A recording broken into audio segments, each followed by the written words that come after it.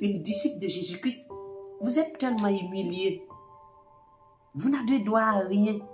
On va juste prendre le corps et le mettre en terre. Regardez ce qui s'est passé avec Étienne. Regardez avec Jean-Baptiste.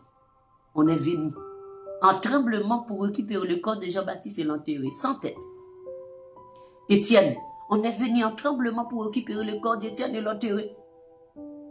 Et tous les disciples sont dispersés.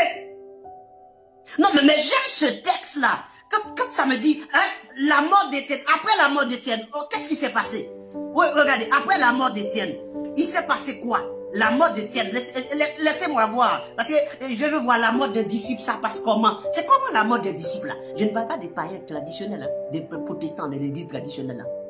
La mort des démons, des adeptes du diable là. Je parle de la mort des disciples. Laissez-moi voir la mort d'Étienne. Étienne est mort dans Actes, le chapitre 7, on est clair, hein?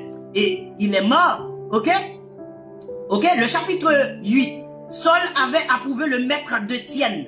Il y eut ce jour-là une grande persécution contre l'église de Jérusalem. Vous avez des persécutions?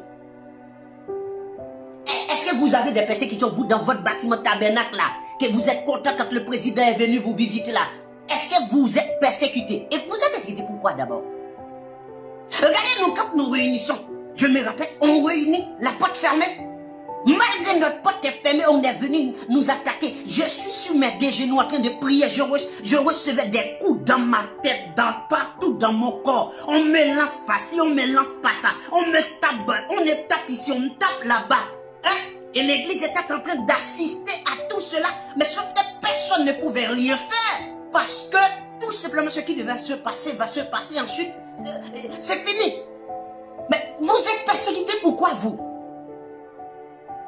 Vous êtes persécuté pourquoi? Regardez. Hein? Il y a eu ce jour-là une grande persécution contre l'église de Jérusalem. Oui, il doit être persécuté parce qu'il prêche l'évangile de Jésus-Christ. Mais vous prêchez quoi, vous?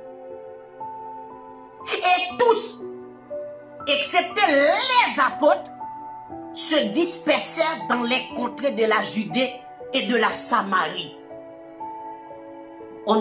Après la mort d'Étienne, tous les disciples se sont dispersés. Après la mort de Jacques, la même chose. Après la mort de Jésus, la même chose. Après la mort de Jean-Baptiste, Jésus-Christ se retirait.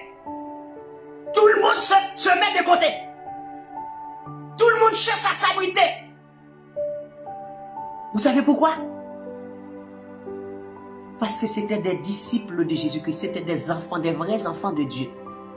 Oh, on devrait organiser une grande cérémonie funéraire pour Jean-Baptiste. Jésus allait venir. Hérode, Pilate, Caïphe, Anne, Alexandre, André. Ils allaient venir à l'enterrement. Ce serait grandiose. Non, les disciples se sont dispersés. Dans la Judée, Samarie, et tous les disciples se sont. Je me rappelle quand on est venu m'attaquer à l'assemblée. Il y avait une sœur. Une sœur un peu personnage. Elle sort dans la rue, elle commence à pleurer. Elle dit, mais on est en train de tuer le frère. J'ai dit, mais bien aimé, pourquoi tu as fait ça? Il ne fallait pas faire ça. Elle dit, mais mes frères, je ne pourrais pas supporter, assister à ça. On a failli te tuer devant tout le monde là. Mais je faisais quoi? Là où on réunissait, le propriétaire m'a demandé, parce qu'il y avait des choses du propriétaire dans le bâtiment. On a même écrasé tout ça. Le propriétaire m'a dit, est-ce que vous allez porter plainte? Je dis non, parce que mon évangile ne permet pas que je porte plainte pour personne. Laissez-le entre les mains de Dieu. Mieux vaut qu'on dise, c'est la main de Dieu, au lieu qu'on dise que c'est le serviteur de Dieu. Et le monsieur, il a dit, eh bien, dans ce cas-là, je vais porter plainte parce que j'ai pas mal de choses qu'on a écrasées, on a brisées à l'entrée, dans la salle, tout ça. Je lui ai dit, nous allons vous rendre tout ce qu'on a brisé, tout ce qu'on a cassé, on va vous rendre tout ça. Ah bon? Vous allez me rendre tout ça? Vous n'allez même pas porter plainte? Ok, laisse tomber, c'est bon. Laissez tomber, c'est bon, je laisse tomber aussi. C'est bon, si vous acceptez tout ça, on a failli vous tuer. Et il y avait des caméras qui a filmé tout. Même des gens du monde qui n'étaient même pas des gens qui faisaient partie de l'église étaient révoltés et voulaient attaquer la personne même qui était venue faire ces choses-là. Et j'ai été obligé de monter sur les ondes pour demander à ce que personne ne poursuive personne, parce que je n'ai pas demandé à ce qu'on me venge, parce que le Seigneur dit à moi la vengeance, donc laisse le Seigneur faire. Je ne demande à personne de faire quoi que ce soit, je ne suis pas responsable si vous allez faire quelque chose. Ce n'est pas moi, je ne vous ai rien demandé. Et à ce moment-là, ils ont changé d'idée.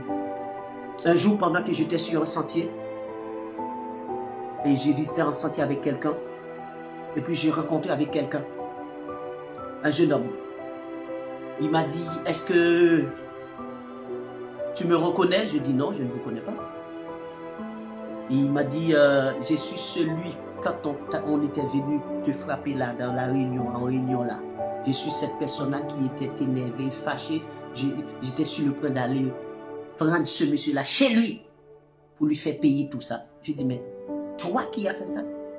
Il m'a dit oui.